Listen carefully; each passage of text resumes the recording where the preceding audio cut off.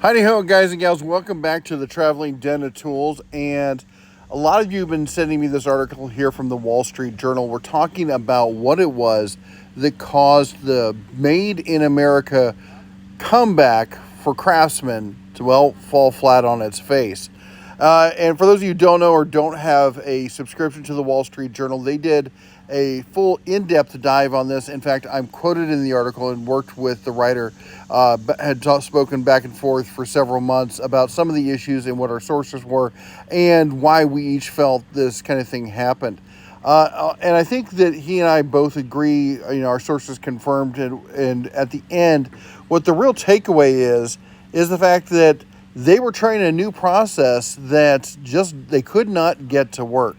It's funny, though, one of the key things, and the other key takeaway from here, is the Wall Street Journal published this article 4 days ago. And in that time, Fox News has come out with their own version of the article. Granted, they at least wrote it entirely themselves, unlike the Daily Mail, which essentially took the whole thing, put it into an AI rewrite filter, because it's almost verbatim with just the sentences in different orders. It is absolutely disgusting, the cribbing of notes that Daily Mail did on this. But the fact of the matter is that, as manufacturing.net said, the real issue is this. They tried to ramp up. It was, for those of you who don't know, Stanley Black & Decker bought Craftsman from Sears back in 2017 for $90 million. One of the things that you don't often see is that wasn't the only cost. There was also a percentage of profits going forward. So Sears made out like a bandit on this, honestly. But they got a great name, or Stanley got a great name in this with the Craftsman name. And then you've seen it plastered all over Lowe's, all over Ace, a bunch of other stores and stuff like that. And we talked about the quality of those tools when they first came out. They weren't great. The gunmetal stuff was tolerable, but the regular traditional raised panel stuff from Craftsman was just not, the quality was not there. And they promised they were going to build this giant factory in 425,000 square feet, if I'm not mistaken, in Texas. And they did build the factory. They did hire some people. They did get all the machinery. But in March of this year, they announced that they were laying off everybody, shutting the doors. In fact, the property is now for sale. They could not get the manufacturing process to work.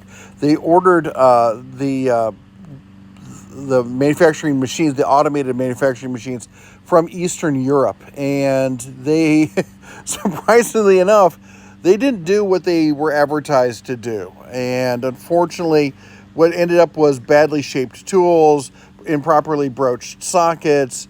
They couldn't get quality control under control, so to speak. And on top of that, apparently they were having issues with the manufacturing, or with the machine company from Eastern Europe, and they'd have to buy all new retooling. And basically what their takeaway was they couldn't do it. Now, Snap-on, one of the things that the Wall Street Journal talks about is that they talked to the CEO of Snap-on, and he said that 20, 30 years ago, they had 100 men on the floor for every one machine, automated machine, doing work. And these days, it's now 10 to 1. And they said that's the key thing, is you've got to understand what part can be automated and what parts can't be automated. And apparently, Stanley Black & Decker had issue with that, which is odd because Proto and some of their other higher tier kind of stuff is still made in the U.S. It's made in Texas.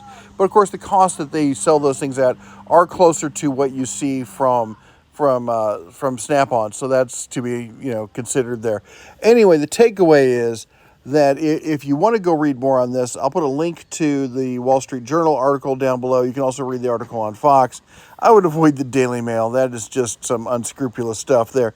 Anyway, from vacation here, we're out at the lake house, hanging out with the kids and everybody. Hope you are enjoying your summer. You all take care. God bless. And as always, shine on.